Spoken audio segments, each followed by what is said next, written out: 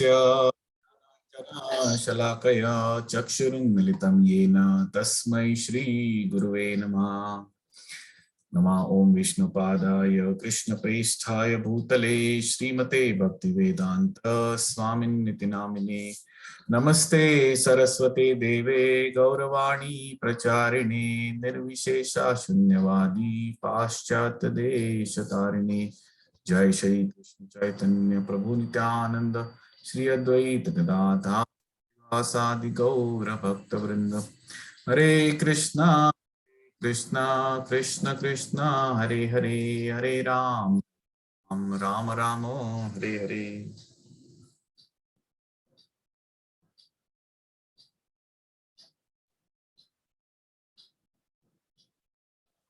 हरे कृष्णा हरे कृष्णा। तर या गीतासार भगवद्गीतेचा आढावा कार्यक्रमात पुन्हा एकदा आपलं स्वागत आहे।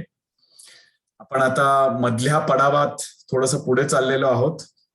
द्विअंकी डबल डिजिट फिगर्स मध्ये आलेलो आहोत। 18 अध्यायामधला आपला आजचा प्रवास 11व्या अध्याय पुन्हा सुरुवात होणार आहे। तत्पूर्वी आपण सगळ्यांनी कृष्ण कृपा अभय चरणारविंद भक्ती वेदांत स्वामी श्रील प्रभुपाद ज्यांनी इस्कॉनची संस्थापना केली आणि ज्यांच्याकडूनच आपल्याला ही भगवद्गीता जशी आहे तशी ज्याच्यावर आधारित हा संपूर्ण कोर्स आधारित आहे, तर त्यांचे आशीर्वाद घेऊन आपण आजच्या चर्चा करू। तर काल आपण हा सुंदर 10वा अध्याय विभूती योग आणि खास करून त्या अध्यायामधली चतुश्लोकी भगवद्गीता, जर 10व्या अध्यायाचा म्हणजे अर्थातच काही जणांनी, आता मी गुरुजींसारखं विचारणार नाहीये, ज्यांनी कोणी गृहपाठ केला असेल कृपया हात वर करा असं मी म्हणणार नाही, पण बऱ्याच जणांना गृहपाठ आठवत असेल। काल भगवंतांनी ज्या अगणित विभूतींपैकी काही 82 विभूती या विभूती योगामध्ये त्यांनी स्वतःहून दर्शवलेल्या आहेत, 20व्या श्लोकापासून ते शेवटच्या श्लोकापर्यंत 42 पर्यंत।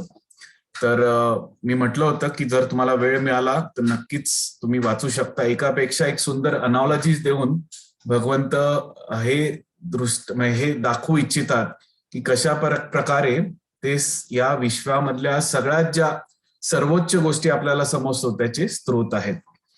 तर एक टेकअवे जर तुम्हाला घ्यायचा असेल 10व्या अध्यायाचा, तर चतुश्लोकी भगवद्गीता जी श्लोक क्रमांक 8 ते 11 म्हणजे सगळ्या भगवद्गीतेचं जे सार आहे, जे मूळ प्रश्न आहेत, मी कोण आणि भगवंत कोण काय, म्हणजेच संबंध ज्ञान। अहम सर्वस्य प्रभवो मत्ता सर्वं प्रवर्तते इति मत्वा भजन्ते मां बुधा भाव समन्विता। तर 8व्या श्लोकामध्ये भगवंत सांगतायत की मी या प्राकृत आणि आध्यात्मिक दोन्ही जगत ह्यांचा उत्पत्ती करता आहे आणि सर्व काही मत्ता सर्वं प्रवर्तते, माझ्यापासूनच सर्व काही उद्भवते। आणि म्हणूनच बुद्धिमान मनुष्य म्हणजे जे व्यक्ती स्वतःला बुद्धिमान समजतात ते पूर्णपणे जाणून घेतात आणि त्या तथ्याला जाणून ते माझ्या भक्तीमध्ये संलग्न होतात आणि अंतःकरणापासून मला प्रेम करतात। तर अशा प्रकारे संबंध ज्ञान म्हणजे माझा आणि भगवंतांचा संबंध काय। मी बऱ्याच वेळेला हा अनुभव सांगतो की लहानपणी जेव्हा कधी मंदिरात जायचो, दत्ताचं मंदिर असू दे, हनुमंताचं असू दे, अजून कुठल्या देवतांचं असू दे, पण आतमधली बसलेली व्यक्ती जी पूजली जाते आणि आपण ह्यांचा संबंध काय हे थोडं कनेक्ट करायला नेहमी जड जायचं आणि सर्वसाधारणपणे मग पाया पडून आशीर्वाद घेऊन तीर्थप्रसाद डोक्याला लावून बाहेर पडायचो। पण इकडे मात्र भगवंत हा संबंध अतिशय स्पष्ट करतायत, बरोबर ना, अंश आणि पूर्ण। आणि त्याच्यानंतर भगवंत लगेच अभिधेय ज्याला म्हणतात की जर हे तथ्य समजलं असेल तर त्याप्रमाणे वाटचाल कशी करावी। मच्चित्ता मद्गत प्राणा बोधयंत परस्परम कथयंतश्च नित्यं तुष्यन्ति च रमन्ति च। माझ्या शुद्ध भक्तांचं चित्त माझ्यामध्येच वास करतं। मन कुठे रमवावं? भगवंतांच्या चरण कमलावर। त्यांचे जीवन माझ्या सेवेमध्ये समर्पित असतं। इंद्रियांनी काय करावी? सेवा करावी. आणि एकमेकांमध्ये माझ्याबद्दल चर्चा करण्यापासून आणि त्यामधून मिळालेलं जे प्रबोधन आहे त्यातून अत्यधिक संतोष आणि आनंद प्राप्त करून ते आपलं जीवन चालवतात. म्हणजेच काय? भगवंत आणि त्यांच्या भक्तांची सेवा, मनामध्ये संपूर्णपणे भगवंतांच्या शुद्ध नामाचं चिंतन आणि रिक्रिएशनसाठी प्रत्येकाला आनंद उपभोगायचा असतो या जीवनामध्ये. पण भक्त जे आहेत हा जो आनंद कशातनं मिळवतात? दिव्य आनंद, भगवंतांच्या दिव्य लीला, त्यांचे नाम गान रूप ह्याबद्दल चर्चा ऐकून, भक्तांकडून चर्चा ऐकून त्याच्यामधनं अत्याधिक संतोष मिळवतो. तर ही झाली प्रक्रिया, म्हणजे संबंध ज्ञान बघितलं, अभिधेय बघितलं. आता प्रयोजन म्हणजे अशा प्रकारे आपण जीवनात वाटचाल केली तर फलश्रुती काय, म्हणजेच प्रयोजन काय? किम प्रयोजनम? तर भगवंत हे 10व्या आणि 11व्या श्लोकात आपल्याला सांगतात. तेषां सतत युक्तानां भजतां प्रीतिपूर्वकं ददामि बुद्धियोगं तं येन मामुपयांति ते. प्रेमाने सतत माझी सेवा करण्यात युक्त असतात त्यांना मी असे ज्ञान देतो जेणेकरून ते पुन्हा माझ्यापर्यंत पोहोचतील. म्हणजेच काय प्रयोजन? आपल्या स्वगृही परमनंट ऍड्रेसला परत जाणे, जे सच्चित आनंद, जे चिरंतन आहे, संपूर्णपणे ज्ञानमयी आणि आनंदमयी, ज्याची भूक एका आत्म्याच्या जीवात्म्याच्या रूपाने नेहमीच आपण भुकेलेलो असतो. तर त्या चिरंतन धामामध्ये, आध्यात्मिक धामामध्ये आपण परत जाऊ. त्याच प्रकारे तेषान्मेवानुकंपार्थम अहम ज्ञानजं नाशयाम्यात् तद्भावस्तो ज्ञानदीपेन भास्वत. आणि त्यांच्यावर विशेष अनुग्रह करण्यासाठीच त्यांच्या हृदयात वास करणारा म्हणजे कोण? मी. ज्ञानरूपी तेजस्वी दिव्याने त्यांचा अज्ञानरूपी संपूर्ण झालेला अंधकार जो आहे तो नाश करतो. तशा प्रकारे भगवंत भक्तांच्या जीवनातला अंधकार म्हणजे त्यांचा दृष्टिकोन जीवनाकडे बघण्याचा आणि त्यांच्या हृदयातला अज्ञानरूपी अंधकार हा संपूर्णपणे नष्ट करतात. तर अशा प्रकारे हे प्रयोजन. सो थोडक्यात संबंध ज्ञान, अभिधेय आणि प्रयोजन अशा प्रकारे या चतुसूत्री भगवद्गीतेमधनं एका प्रकारे भगवंत संपूर्ण भगवद्गीतेचं सार आपल्याला या 10व्या अध्यायात सांगतात.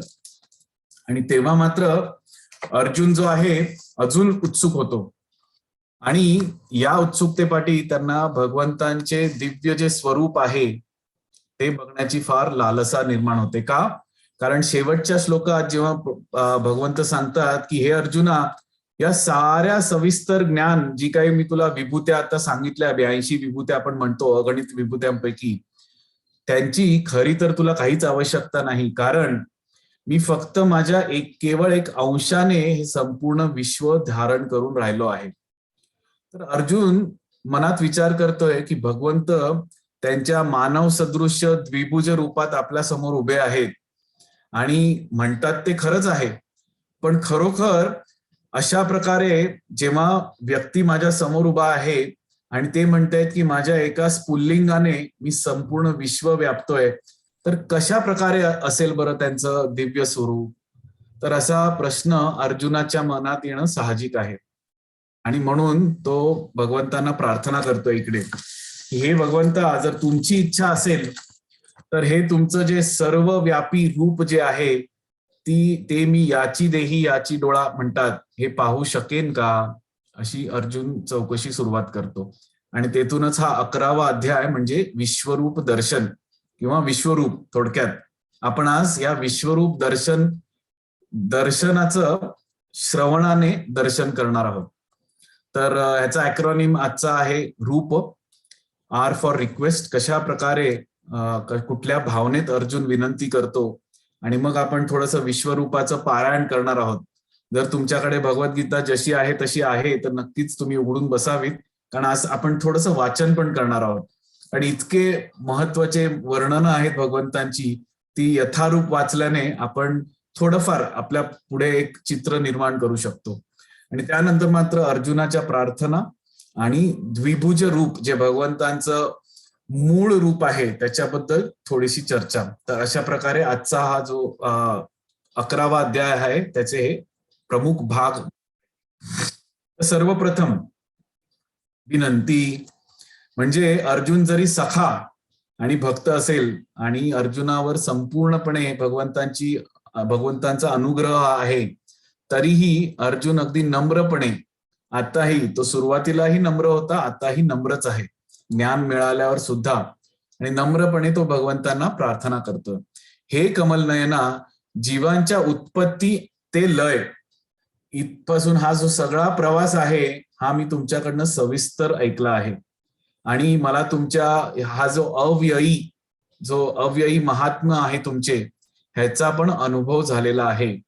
तरी आता तुम्ही स्वतः वर्णन केल्याप्रमाणे तुमचे मूळ स्वरूप जरी माझ्या समोर आता तुम्ही अस्तित्वात असाल, द्विभुज रूपामध्ये, सुंदर त्रिभंग ललिता रूपामध्ये तुम्ही माझ्या समोर उभा असलात, तरी या प्राकृत सृष्टीत तुम्ही प्रविष्ट कसे झाला आहात ते मी या देहाने पाहण्याची माझी खूप इच्छा आहे, ते रूप बघण्याची माझी इच्छा आहे, वैश्विक रूप. आणि म्हणूनच जर तुम्हाला वाटत असेल की विश्वरूप पाहणे मला शक्य आहे, तर नक्कीच हे योगेश्वरा मला तुमचे ते अमर्यादित विश्वरूप दाखवा. तर इकडे आपण बघू शकतो की अर्जुनाची नम्रता, दरवेळेला अर्जुन जितका नम्र बनतो तेवढा तो भगवंतांना अधिक अधिक आकृष्ट करतोय. आणि श्रील प्रभुपाद पुढे सांगतात आपल्याला की का बरं अर्जुनाने अशी व्यक्त केली असेल, का त्याला पाहायचं आहे. एक म्हणजे उत्सुकता, पण त्याला बाकीची कारणं पण आपले आचार्यगण सांगतात.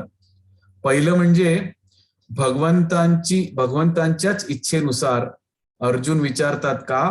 कारण भगवान as a supreme personality of godhead, परमेश्वर यांचं स्पष्ट वर्चस्व प्रस्थापित करण्यासाठी येणाऱ्या पिढ्यांना, म्हणजे हे अर्जुनाने पाहिलं ही एक गोष्ट झाली, पण त्यांच्या दर्शनाने त्याची जी चर्चा येणाऱ्या पिढ्यांमध्ये होणार आहे. आजही आपण 5000 वर्षांनंतर भगवंतांच्या या विराट रूपाची चर्चा करतो, त्यातून आपल्याला हे अतिशय स्पष्ट होतं. आणि खरं आहे, आजकालच्या काळामध्ये जसं मी पुन्हा पुन्हा सांगतो, खास करून या भारत भूमीमध्ये एक प्रकारे सुपर मार्केट आपण म्हणू शकतो. मोठे मोठे बाबा, स्वामी, काय म्हणतात त्याला, आश्रमाचे आचार्य आणि त्यांच्या मोठमोठ्या ज्या पदव्या आहेत, अशा प्रकारे, बरं ह्याच्यात टीका करण्याचा काहीच हेतू नाही, पण जेव्हा असे व्यक्ती जे समाजाच्या काही मोठ्या काय म्हणतात त्याला नंबर्स मध्ये ज्यांना लीड करतात, ते जेव्हा असं म्हणायला लागतात की खरं तर मीच भगवान आहे, माझी आराधना पूजा करा, माझ्या नामाचा जप करा, मी तुम्हाला आश्रय देईन आणि मीच तुमची सुरक्षा करेन, अशा प्रकारे ते जेव्हा भगवंतांचं स्थान घेऊ इच्छितात, आणि शेकडो लोक, असे एक दोन नव्हे, शेकडो हजारो अनुयायी पण असतात, अगदी सुशिक्षित अनुयायी सुद्धा मिळतात. तर अशा प्रकारे संपूर्ण समाजाचं एक प्रकारे जे मत परिवर्तन करून मार्ग भ्रष्ट करण्यात येतं, त्या लोकांसाठी भगवंत हे विश्वरूप दर्शन दाखवतात. आणि आता मी उदाहरण घेणार नाही, पण हल्लीच्या काळात आपण किती लोकांना बघतो, कोणी म्हणतो मी ब्रह्माचा अवतार आहे, मी शिव पार्वती म्हणजे नवरा बायको मध्ये आले, मी शिव आणि पार्वती आहे. मध्ये 3 जण आले, म्हणाले की मी कृष्ण, बलराम आणि सुभद्रा आहे. मग त्यांचं नाणं फारसं चाललं नाही, मग ते स्वतःला जगन्नाथ, बलदेव, सुभद्रा म्हणायला लागले. तर कोणी स्वतःला कृष्ण म्हणतं, कोणी रामाचा अवतार म्हणतं. तर अशा प्रकारे मी, आणि कोणी कल्की अवतार जे अजूनही येणार आहेत. तर अशा प्रकारे बरेच शिव, पार्वती, विष्णू, कल्की, राम, कृष्ण, जगन्नाथ, बलदेव, सुभद्रा असे मानवी रूपात येतात आणि जातात. म्हणजे ते स्वतः जन्म मृत्यू जरा व्याधीच्या चक्रातनं बाहेर पडलेले नाहीत, पण दुसऱ्यांना मात्र ह्या शब्दांना नक्कीच घालतात की मी तुझे रक्षण करीन, फक्त तू माझ्या नावाचा जप कर आणि विश्वास ठेव, श्रद्धा ठेव. तर अशा प्रकारे अशा लोकांसाठी मात्र भगवंत आपलं जे वैश्विक रूप आहे, जे सर्वसामान्य व्यक्तीला कधीच कल्पना सुद्धा करता येत नाही, त्यांच्यासाठी दाखवतात. म्हणून कुठल्याही अवतारासाठी निकष काय, तर हे निश्चित करण्यासाठी हे विश्वरूप दर्शनाचं प्रयोजन. आणि अर्थातच अर्जुन जो त्यांचा सखा आहे त्यांनी इच्छा प्रदर्शित केली म्हणजे भगवान बाध्य झालेच. कारण आपण 9व्या अध्यायातच बघितलंय ज्या प्रकारे भक्त स्वतःला संपूर्णपणे झोकून देतात त्याप्रमाणे भगवंत सुद्धा पार्थसारथी कृष्ण आपल्या भक्ताच्या छोट्या छोट्या सुखासाठी स्वतःला संपूर्णपणे झोकून देतात. आणि शेवटी मात्र जेव्हा विश्वरूपामध्ये आपण नंतर बघूच की अर्जुन जेव्हा बघतो भूत भविष्य वर्तमान सगळंच दिसतंय म्हणजे भविष्यात काय होणार आहे. आता मी युद्ध करून भीष्मांना मारू का, द्रोणाचार्यांना मारू का, कृपांना मारू का, दुर्योधनाला मारू का, असा प्रश्न पडतोय अर्जुनाला सुरुवातीला. पण या विश्वरूप दर्शनामधनं जेव्हा ते बघतात की या सगळ्यांना कालरूपाने भगवंतांनी कधीच हरून घेतलेला आहे, त्यांचा मृत्यू कधीच झालेला आहे, हे सगळं गिळंकृत होत आहेत भगवंतांच्या या महाकाय विराट रूपामध्ये, तेव्हा अर्जुन सुद्धा एक प्रकारे त्याला प्रोत्साहन मिळतं की येस, हे युद्ध करणं माझं कर्तव्य आहे. ह्याच्यात माझी इच्छा किंवा माझा आनंद, मला पाप लागेल का पुण्य, हा विचार करणं सुज्ञपणाचं नाही. आणि अशा प्रकारे अर्जुनाला लढण्यास प्रोत्साहन देण्यासाठी सुद्धा हे विश्वरूप दाखवले गेले असं आचार्यगण आपल्याला सांगतात.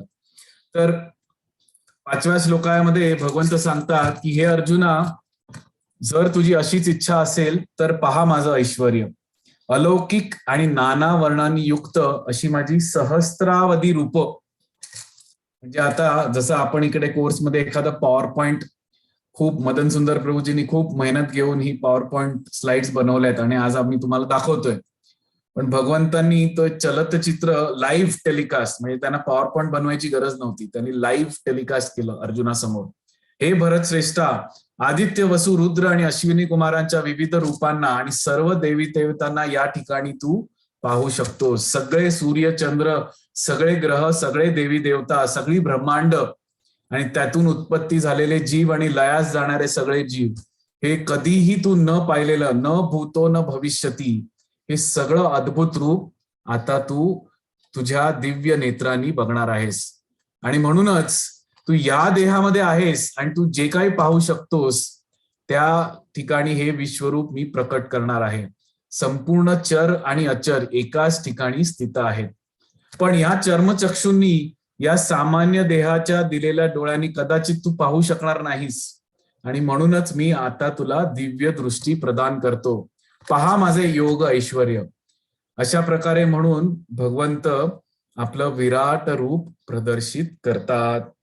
तर अशा प्रकारे आपण श्रील प्रभुपाद लगेच तात्पर्यामध्ये सांगतात की अनेक शास्त्रज्ञ मोठमोठ्या दुर्बिणी बनवतात, पण त्या दुर्बिणींनी कितीही प्रयास केले, टेक्नॉलॉजी कुठेही पुढे गेली, जवळचा ग्रह सुद्धा बघणं कदाचित त्यांच्या नशिबात नाही. अजूनही आपण चंद्रावर काय आहे, चंद्रावर कोण आहे, मंगळावर आहे का नाही, पाणी आहे का नाही, इथपर्यंतच आपली मजल गेलेली आहे. पण इकडे मात्र भगवंतांच्या कृपेने संपूर्णपणे लाईव्ह टेलिकास्ट अर्जुनासमोर होताना दिसत आहेत. तर हे वैदिक ब्रह्मांड जे सगळी सृष्टी आहे ते आता भगवंत दाखवणार आहेत. तर जशी अर्जुनाला भगवंतांनी ही दिव्य दृष्टी दिली, तशी संजयाला सुद्धा कोणी दिली होती? व्यासदेवांच्या कृपेने ही दिव्य दृष्टी मिळाली होती. म्हणजे ते महालामध्ये, हस्तिनापूरच्या महालात बसून सविस्तर, अगदी विस्तारपूर्वक ते भगवंतांच्या या विराट रूपाचं वर्णन, म्हणजे एका प्रकारे धृतराष्ट्र बघा किती नशीबवान आहे. बसल्या ठिकाणी त्याला हे भगवंतांचे, म्हणजे शरीराने अंध आहे, पण बसल्या ठिकाणी त्याला हे सगळं म्हणजे काय म्हणतात त्याला, अगदी सविस्तर रूपया त्याला ऐकायला मिळतंय. तर अशा प्रकारे अर्जुनाने हे विश्वरूपामध्ये असंख्य मुख, असंख्य नेत्र, असंख्य अदृश्य बघितली, अद्भुत दृश्य. हे रूप अनेक अलौकिक अलंकारांनी विभूषित झालेले आणि अनेक दिव्य शस्त्रांनी सज्ज झालेले होते.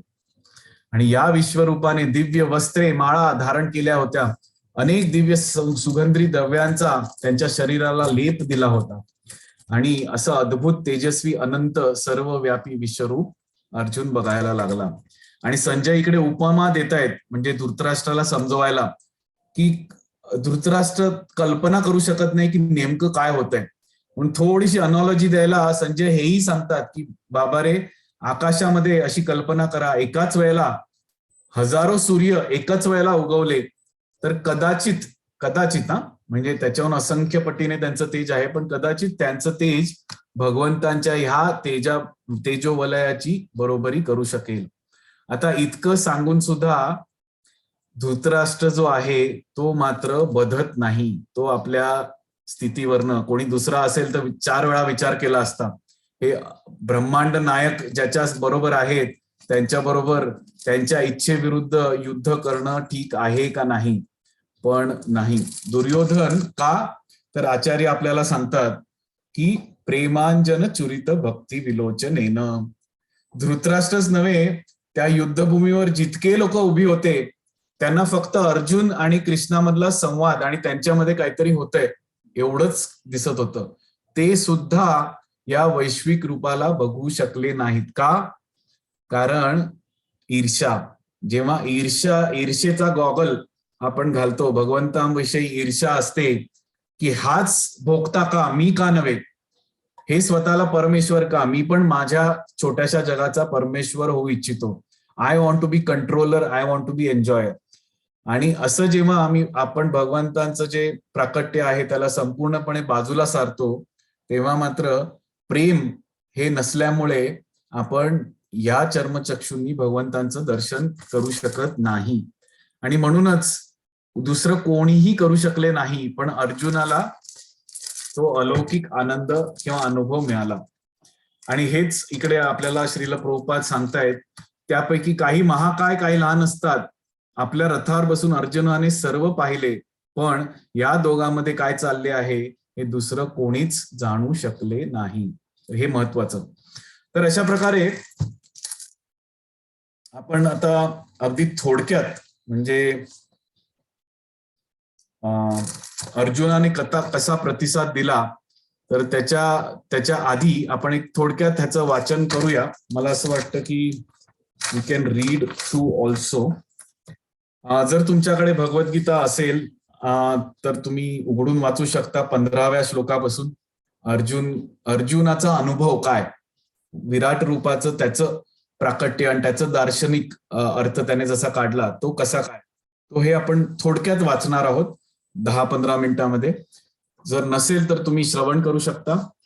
15व्या श्लोकात अर्जुन म्हणतात, अर्जुन उवाच पश्यामी देवास्तव देव देहे भूत विशेष संघान ब्रह्माणमीशं कमलास मृषींच सर्वानुगरांश दिव्यान.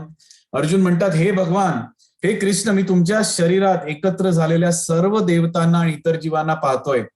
कमलासनावर बसलेल्या ब्रह्मदेवांना, तसेच भगवान शंकर, सर्व ऋषी आणि अलौकिक सर्प या सर्वांना मी तुमच्या देहामध्ये पाहतोय. हे विश्वेश्वरा, विश्वरूपा, तुमच्या देहामध्ये मी अमर्यादित आणि सर्वत्र पसरलेल्या असंख्य भुजा, विचार करा कसं महाभयंकर रूप ते असेल, असंख्य भुजा, उदरे, मुख आणि नेत्रांना पाहतोय. तुमच्यामध्ये मला आदी मध्य अंत्य काहीच दिसत नाहीये. तुमचे रूप अत्यंत तेजपुंज असल्याने ते पाहणं कठीण होत चाललंय. हे तेज इतकं प्रज्वलित अग्नी किंवा सूर्यांच्या अपरिमित तेजाप्रमाणे सर्वत्र व्यापलेले आहे. आणि तरीही अनेक मुकुट, गदा, चक्रांनी सुशोभित झालेले हे कांतिमान रूप मी सर्वत्र येथे पाहत आहे. तुम्ही परम आद्य अक्षर ज्ञेय आहात आणि या संपूर्ण विश्वाचे परम आश्रयस्थान देखील तुम्हीच आहात. तुम्ही अव्ययी, पुरातन, शाश्वत धर्माचे पालक पुरुषोत्तम भगवान आहेत, हेच माझे मत आहे. आदि मध्य अंत रहित आहात. तुमचा महिमा अगाध आहे. तुम्हाला असंख्य बाहू आहेत. चंद्र, सूर्य तुमचे नेत्र, तुमच्या मुखातनं पडणारा अग्नी सर्व विश्वाला तुमच्याच तेजाने तप्त करताना मी पाहत आहे. तुम्ही एकट्यानेच संपूर्ण आकाश, ग्रहलोक आणि त्यांच्यामधल्या सर्व 10 दिशा व्याप्त करून हे महात्मा, तुमचे हे उग्र आणि तरीही अद्भुत रूप मला पाहून सर्व ग्रहलोक अतिशय, सगळ्या ग्रहावरचे जीव अतिशय व्यथित झालेले आहेत. सर्व देवतागण तुम्हाला शरण येऊन तुमच्या शरीरामध्ये प्रवेश करतायत आणि त्यांच्यापैकी काही जण भयभीत झाल्यामुळे हात जोडून प्रार्थना करतायत. महर्षीगण आणि सिद्धगण स्वस्ती स्वस्ती शांती म्हणून वैदिक गायनाने स्तोत्राने तुमचं गायन करून तुमची स्तुती करतायत. आणि त्याच वेळेला रुद्र, आदित्य, वसु, साध्य, विश्वेदेव, अश्विनी कुमार, मरुद, पितृ, गंधर्व, यक्ष, असुर, सिद्ध या सगळ्या देवता विस्मित होऊन तुम्हाला पाहतायत. हे महाबाहो, देवतांसहित सर्व लोक तुमचे अनेक नेत्र, मुखे, भुजा, जांघा, पाय, उदरे आणि अकराळ विक्राळ दाढा असलेले महाकाय रूप बघून व्यथित झालेले आहेत. आणि त्यांच्याप्रमाणे मी सुद्धा भयभीत झालेलो आहे. हे सर्वव्यापी विष्णू, अनेक तेजस्वी वर्णांनी युक्त तुम्ही, आकाशास भिडलेली तुमची आव असलेली मुख, प्रदीप्त विशाल नेत्र असलेले रूप पाहून मनाने मी व्यथित झालो आहे. आणि आता मात्र धैर्य आणि संतुलन राखू शकत नाही. अशा प्रकारे मी सर्व बाजूंनी गोंधळलेलो आहे. तर हे आपण पुढे जाऊ. 31व्या श्लोकात सांगतात, हे देवादिदेव, कृपया मला सांगा, उग्र रूपधारी नक्की आहात कोण? कारण अर्जुनाला तर प्रश्न पडला, एखादा म्हणजे रोमॅन्टिक पिक्चर बघायला जावं आणि horror movie, we end up in watching horror movie, असा काहीसा प्रकार अर्जुनाचा इकडे झालेला आहे. संपूर्णपणे भयभीत होऊन त्याला कळत नाही मी आहे कुठे उभा, हेही त्याला कळत नाही. मी तुम्हाला प्रणाम करतो, माझ्यावर प्रसन्न व्हा, तुम्ही आदिपुरुष आहात. मी जाणू इच्छितो, कारण मला तुमचे प्रयोजन आता कळत नाही. तशा प्रकारे थरथरताना अर्जुनाला बघून मात्र भगवंतांना कळवळा येतो. आणि तेव्हा या अर्जुनाच्या प्रतिसादाला म्हणजे संपूर्णपणे भ्रमित होऊन रोमांच उभारलेला अर्जुन प्रणाम करण्यासाठी नतमस्तक होऊन तो प्रार्थना करतोय. तर आता या अर्जुनाच्या आपण प्रार्थना बघितल्या. आणि अशा प्रकारे आता आपण थोडक्यात म्हणजे आपण काल थोडीशी चर्चा केली 10व्या अध्यायामध्ये, कशा प्रकारे संपूर्ण ब्रह्मांडाची सृष्टी त्याची एका प्रकारे रिव्हिजन करू म्हणजे या विश्वरूपाच्या निमित्ताने. तर काल आपण बघितलं संपूर्ण वैदिक विश्वाचा नकाशा, थोडक्यात तख्ता बघितला. आज थोडंसं आपण पुन्हा एकदा त्याच्यात रिव्हिजन करू. आपण बघितलं की कृष्णस्तु भगवान स्वयं, येते चांश कला पुंश कृष्णस्तु भगवान स्वयं. कृष्ण सगळ्याचे स्त्रोत आहेत. कृष्णाकडून पहिलं विस्तार जो होतोय तो बलराम, त्यांचं स्वांश. आणि त्या स्वांश बलरामजी मधनं पहिला चतुर्व्यूह वासुदेव, संकर्षण, प्रद्युम्न, अनिरुद्ध, बरोबर ना? आठवत असेल तर हे संकर्षण जे आहे त्यांना महाविष्णू किंवा नारायण, महाविष्णू सुद्धा म्हणतात. तर ह्या महासंकर्षणामधनं, महाविष्णू नव्हे, महासंकर्षण सुद्धा म्हणतात. महासंकर्षणामधनं पहिला नारायण विस्तार होतो. आणि या नारायणामधनं द्वितीय चतुर्व्यूह म्हणजे पुन्हा एकदा वासुदेव, संकर्षण, प्रद्युम्न, अनिरुद्ध. आणि या दुसऱ्या संकर्षणामधनं मात्र हे आपले जे आपण जे रूढार्थाने विष्णू ज्यांना म्हणतो, महाविष्णू किंवा करुणोदक्षाय विष्णू, जे कारुणोदक सागरावर पहुडलेले आहेत. आणि या कारुणोदक सागरामध्ये पहुडलेल्या विष्णूंच्या प्रत्येक रंध्रामधनं म्हणजे जेव्हा श्वास घेतात तेव्हा सगळ्या सृष्टींचा लय, आणि उच्छ्वास घेतात तेव्हा प्रत्येक रंध्रामधनं ब्रह्मांड जन्माला येतात. आणि या प्रत्येक ब्रह्मांडामध्ये त्या ब्रह्मांडांच्या आत गर्भोदक सागर जो आहे त्याच्यात वास करणारे गर्भोदक्षाय विष्णू प्रवेश करतात. त्या गर्भोदक्षाय विष्णूंच्या नाभी कमलामधनं कोण येतं? ब्रह्माजी. आणि अशा प्रकारे ब्रह्माजी जेव्हा येतात तेव्हा त्यांना सृष्टीची निर्मिती करण्यास प्रेरणा मिळते. तर आपण तुम्ही इकडे बघत आहात,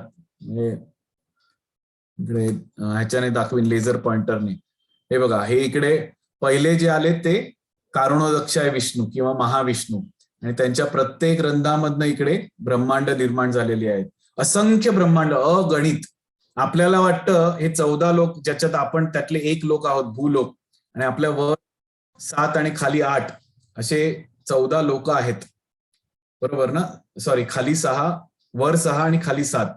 तर अशा 14 लोकांचं एक ब्रह्मांड, आणि त्यातले आपण छोटीशी पृथ्वी लोक, एका भूलोकामधली एक छोटासा ग्रह. आणि त्या ग्रहावर बसून एका छोट्याशा देशातला, छोट्याशा शहराच्या, छोट्याशा गावात, छोट्याशा घरात बसून आपण विचार करतोय की हे विश्व एवढंच आहे. पण जेव्हा आपण आध्यात्मिक जगताकडे बघायला जातो तेव्हा हे अख्खं भौतिक जगत एका छोट्याशा मस्टर्ड सीड सारखं दिसायला लागतं. तर अशी 14 लोक आपल्या ब्रह्मांडामध्ये, आणि अशी असंख्य ब्रह्मांड, आणि प्रत्येक ब्रह्मांडामध्ये हे जे गर्भोदक्षाय विष्णू इकडे प्रवेश करतायत, खाली बघू शकता. आणि ह्यांच्या नाभी कमलामधनं ब्रह्माजी आलेत. आणि हे 14 लोकांची सृष्टी करतायत. आणि फक्त सृष्टी करून उपयोग नाही, कारण त्याच्या जीवांना चेतना कोण देणार. म्हणून हेच विष्णू सृष्टीची निर्मिती झाल्यावर प्रत्येक जीवामध्ये, म्हणजे वृक्ष वेलींपासून माशांपासून प्रत्येक जे 84 लक्ष योनी आहेत त्यामध्ये परमात्म्याच्या रूपाने हृदयात प्रवेश करून त्यांना चेतना देतात. आणि अशा प्रकारे आपण जीवात्मे या शरीराशी आपला संपर्क आपला सुरू होतो. तर हे तिसरे क्षीरोदक्षाय विष्णू. तर पहिले विष्णू किंवा करुणोदक्षाय विष्णू, त्यांचं जो विस्तार होतो विष्णूच्या रूपाने प्रत्येक विश्वामध्ये, प्रत्येक ब्रह्मांडामध्ये.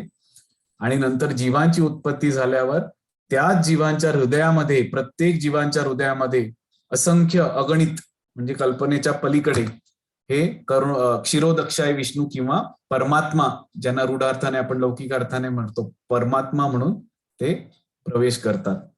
तर अशा प्रकारे आपण 9व्या अध्यायात पण हा श्लोक बघितला होता ना. प्रकृती साम वष्टभ्य विसृजामी पुन्हा पुन्हा भूतग्राम मिमं कृत्स्न नरवंशम प्रकृतेर्वशान. संपूर्ण भौतिक सृष्टी माझ्या अधीन आहे हे अर्जुना. माझ्या इच्छेनेच मी ती पुन्हा पुन्हा व्यक्त करतो आणि माझ्या इच्छेमुळेच त्यांचा प्रलय होतो. म्हणजे श्वास आणि प्रश्वास. इकडे महाविष्णूंचं सुंदर चित्र आपण इकडे बघू शकतो. तर अशा प्रकारे कारुणोदक सागरामध्ये पहुडलेले असताना अनंत ब्रह्मांडे निर्माण होत आहेत.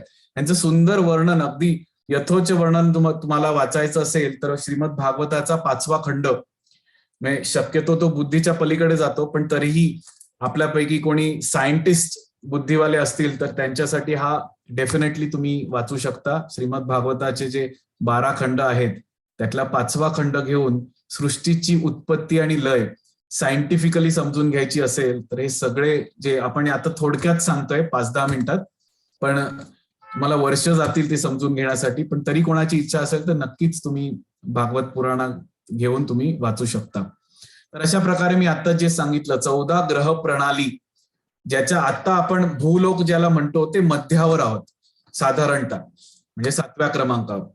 आपल्या वर 6 लोक आहेत आणि खाली अजून 7 लोक आहेत. म्हणजे आपण भूलोक आहेत, भुव, स्वर्ग, महर, जन, तप आणि सत्यलोक, जिकडे ब्रह्माजी वास करतात. तर हे सगळे जे लोक आहेत ते स्वर्गीय लोक ज्याला म्हणतो, तपोलोक, जनोलोक, इकडे सगळ्या देवी देवता वास करतात.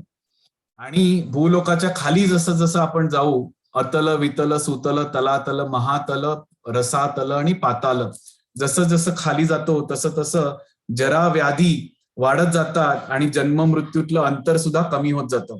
आणि किडे, मुंगी आणि शेवटी अनेक असुर योनी, भूत, पिशाच, या सगळ्या ज्या योनी आहेत त्या अतिशय निकृष्ट दर्जाच्या ज्यांना म्हणता येतात, तर त्या सगळ्या योनींसाठी ही सगळी लोक आपण इकडे भगवंतांनी सृष्टी केलेली आहे. तर अशी 14 ग्रह प्रणाल्यांची मिळून एक ब्रह्मांड, आणि अशी असंख्य ब्रह्मांड प्रत्येक प्रच्छवासाने म्हणजे उच्छ्वासाने बाहेर पडतायत, त्यांची सृष्टी होते आणि काही काळासाठी ते राहतात आणि मग पुन्हा भगवंतांच्या देहामध्ये प्रवेश करून प्रलय पावतात. तर ही अशी संपूर्ण सृष्टी जी आहे, या सृष्टीच्या पलीकडे जे आहे, या भौतिक सृष्टीच्या पलीकडे आध्यात्मिक जगताची सुरुवात होते. तर असं म्हटलं जातं हे सगळे जे सृष्टीचा जर कॅल्क्युलेशन बघितलं तर भौतिक सृष्टी आहे जी 1/4 आहे आणि उरलेली 3/4 जी आहे, जिकडे भगवंत आणि त्यांचे जे विस्तार आहेत, जे अवतार आहेत, ते सगळे वास करतात आध्यात्मिक जगतामध्ये. 3/4 आध्यात्मिक जगत आणि 1/4 भौतिक जगत. आता ते 1/4 म्हणायला सोपं आहे मॅथमॅटिकली, पण कल्पना करण्याच्या पलीकडे आहे. म्हणूनच ज्ञान किंवा बुद्धीने समजून न घेण्यापेक्षा हृदयापासून आपण श्रद्धेने समजून घेतलो तर कदाचित हा जो संपूर्ण सृष्टीचा जो मतितार्थ आहे तो आपण इकडे समजू शकतो. तर बऱ्याच म्हणजे बऱ्याच प्रकारे बऱ्याच ठिकाणी भगवंतांनी सुद्धा ह्याचा विस्तार केला, म्हणजे ह्याचा उच्चार केलेला आहे. गामाविश्यच भूतानी धारयामी अहम ओजस. भगवद्गीतेच्या 15व्या अध्यायात म्हणतायत भगवंत, ओजस ह्यांच्याकडे जे तेज आहे ते माझ्याकडनंच आलेलं आहे. मीच चंद्र होऊन या सगळ्या वनस्पतींना जीवनरसाचा पुरवठा करतो. आणि माझ्या शक्तीद्वारेच ही जी ग्रहमंडळी आहे, म्हणजे भलेही न्यूटनने गुरुत्वाकर्षणाचा नियमाचा शोध लावला असेल, पण त्याने स्वतः गुरुत्वाकर्षणाच्या नियमाची उत्पत्ती केलेली नाहीये. तो नियम करता नाही, त्याने फक्त शोध लावला. तर कसे बरं हे ग्रह एकमेकांबरोबर इतक्या प्रचंड वेगाने फिरतायत आणि तरीही तरंगतायत, एवढं वजन असून सुद्धा?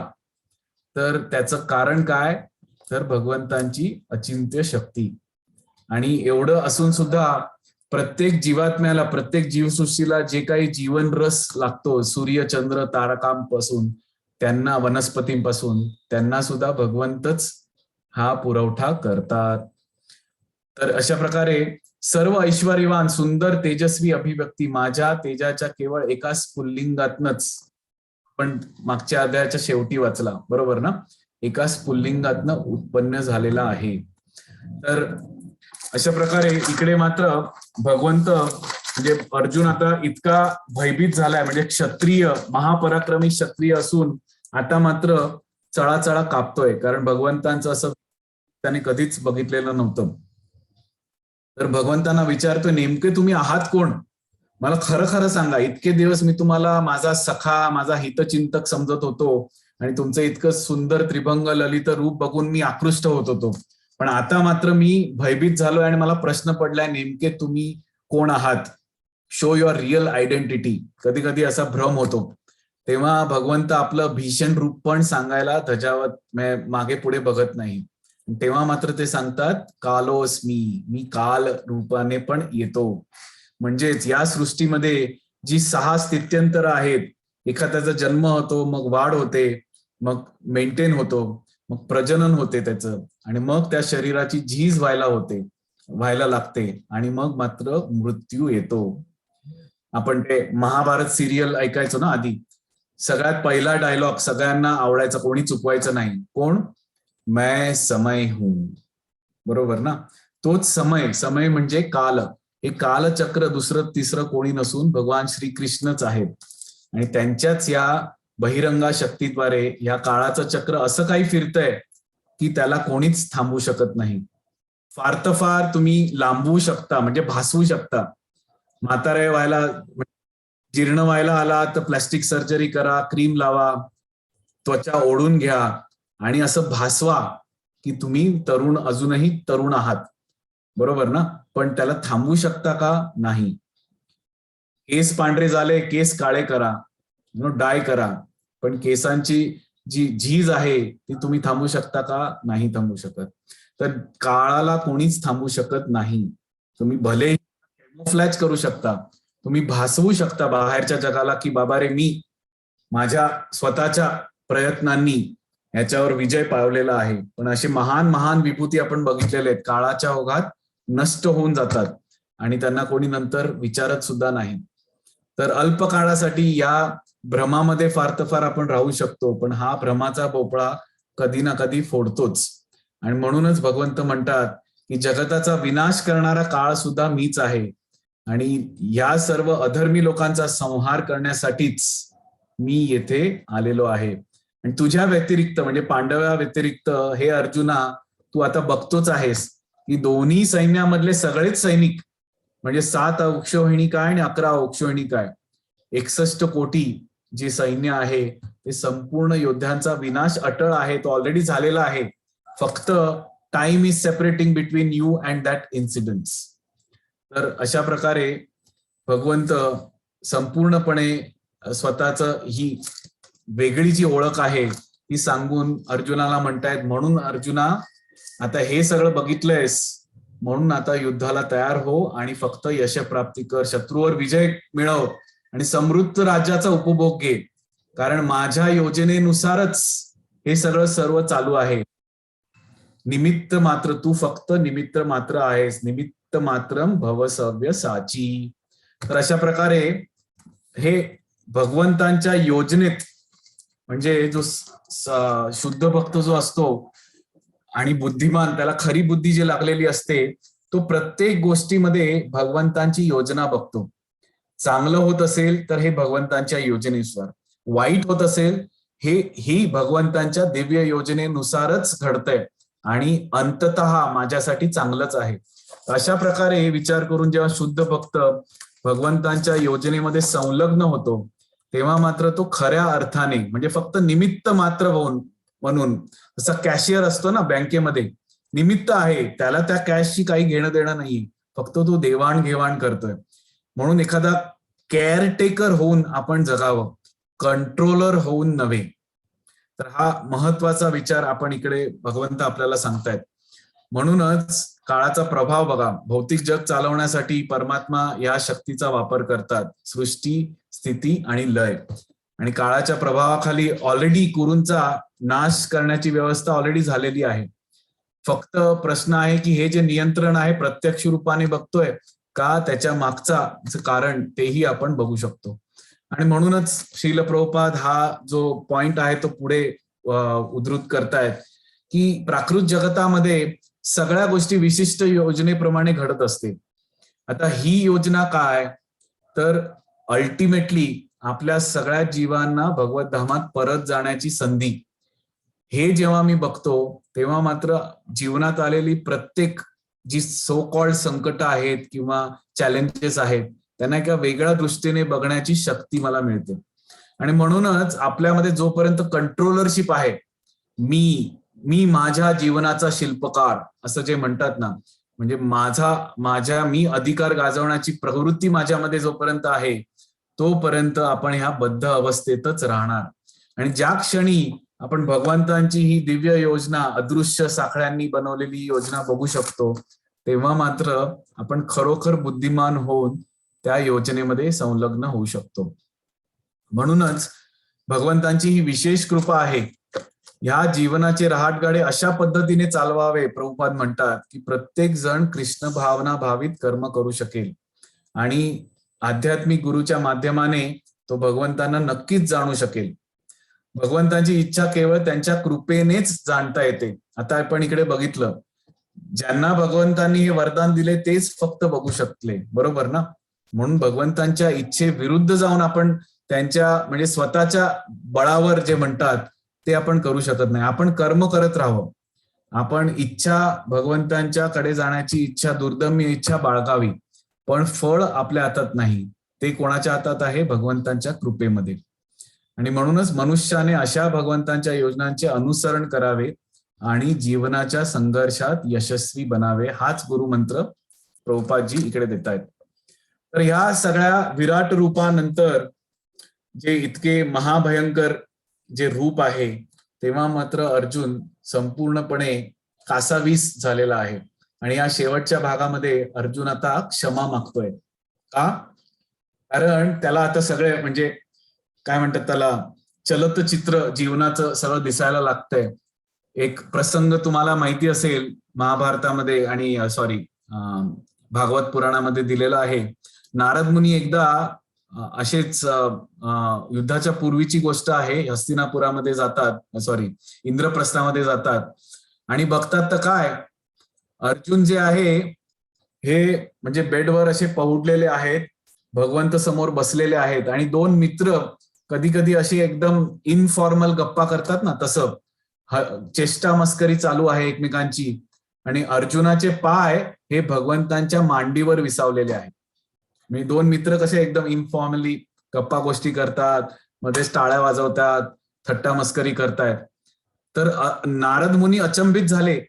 ज्या चरण कमलांचे पदरेणू पाहण्यासाठी आसुसलेले हजारो लाखो ऋषीगण हजारो लाखो वर्ष तपश्चर्या करून आसुसलेले असतात, त्या स्वतःच्या भगवंतांच्या मांडीवर हा अर्जुन जो मनुष्य आहे, नर आहे, तो पाय ठेवून बिंदास, म्हणजे ज्याला म्हणतात ना अगदी चेष्टा मस्करी चालू आहे, तर गोंधळून जातात की भगवंत कुठल्या प्रकारचे भगवंत आहे ते. असा गोंधळ बऱ्याच लोकांचा बऱ्याच वेळेला झालेला आहे, ब्रह्माजींचा झालाय, इंद्राचा झाला. तर हे अर्जुनाला सगळं आठवतंय.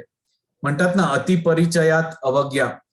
तर अतिपरिचय झाल्यामुळे मी भगवंतांना समजू शकलो नाही आणि त्यांना एखाद्या सामान्य मित्राप्रमाणे मी डील केलं आणि आता मात्र मला इतका पश्चाताप होतोय. आणि तेव्हा त्याच्या डोळ्यातनं अश्रू पण यायला लागतात की भगवंत हे सगळं जाणून सुद्धा इतके दयाळू आहेत, ही त्यांची असीमित ऐश्वर्य असून सुद्धा माझ्याबरोबर ते एका मित्राप्रमाणेच वागले. कधीही त्यांनी बडेजाव दाखवला नाही की अर्जुन बस तू तुझ्या सीमेमध्ये राहा, बी इन युअर बाउंड्रीज, मी सगळं ऐकतोय म्हणून तू पुढे येऊ नकोस, कारण मी कोण आहे, भगवंत आहे, स्वामी आहे या तिन्ही जगाचा, असं कधीच ना म्हटले ना त्यांनी आपल्या क्रियेमधनं दर्शवले. इनफॅक्ट जर तुम्ही वर्णनं वाचली, एकापेक्षा एक भगवंत आपल्या वैराग्याचं दर्शन करतात. हस्तिनापुरामध्ये नंतर जेव्हा युद्धानंतर अश्वमेध यज्ञ होतो तेव्हा प्रत्येकाला काही ना काहीतरी दिलेली असते. अश्वमेध यज्ञ म्हणजे मोठं आयोजन. तेव्हा भगवान काय करतात, भगवंत आलेल्यांच्या पादुका म्हणजे चपला थोडक्यात त्या पुसून जागेवर ठेवणे, त्यांचे पदप्रक्षालन करणे आणि त्यांना आमंत्रण देणे अशी सेवा घेतात. मया दक्षेण प्रकृती सूयतेस चराचर, या सगळ्या प्रकृतींचा जो अध्यक्ष आहे महोदय एका तुच्छ सेवकाची भूमिका बजावतात. तर ह्या सगळ्या गोष्टींचा आठवण आल्यामुळे भगवंत अर्जुन मात्र आहे तो व्यथित होऊन भगवंतासमोर हात जोडून क्षमा मागतोय, डोळ्यातनं अश्रू येत आहेत आणि त्याचप्रमाणे प्रार्थना सुद्धा करतोय की भगवंता आता बास, मी चुकून काय एक इच्छा प्रदर्शित केली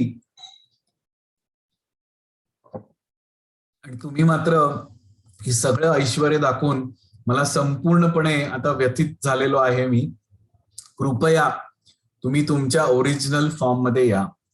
आणि म्हणूनच इकडे प्रभुपादजी सांगतायत श्रीमद भागवतामधला कोट, म्हणजे सूत गोस्वामी या पहिल्या खंडातल्या 3ऱ्या अध्यायात सांगतात, कालही आपण चर्चा केली होती, भगवंतांचे अनेक कुर्मावतार, मत्स्यावतार, नारायण, विष्णू अनेक अवतार त्यांनी उल्लेख केल्यावर 20 अवतार उल्लेख केल्यावर मात्र सूत गोस्वामी सांगतात की वर दिलेले सगळे अवतार एकतर भगवंतांच्या काही भागांचे किंवा अंश भागांचे भाग आहेत.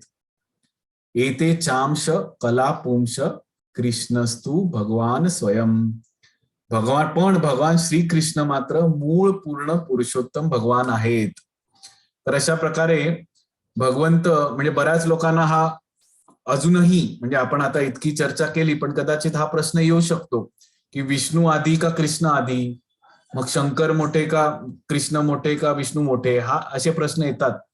पण इथे आपण पुन्हा पुन्हा ऐकतोय, बरोबर ना, हे ब्रह्मसंहितेमध्ये आता ब्रह्माजीपेक्षा जास्त कोण ऑथॉरिटेटिव्हली सांगू शकतील, कारण ह्या ब्रह्मांडांचे जे काय म्हणतात त्याला कर्ते आहेत, सेकंडरी क्रिएटर ज्याला म्हणतात, ते ब्रह्माजी स्वतः, ज्यांनी या सगळ्या विश्वाची रचना केली, ते स्वतः सांगतायत यस्ये कनिश्वसित कलाम अथावलंब्य जीवंती लोम विलजा जगदंडनाथा विष्णोर महान सह इव यस्य कला विशेषो गोविंदमादि पुरुषम तमहं भजामि.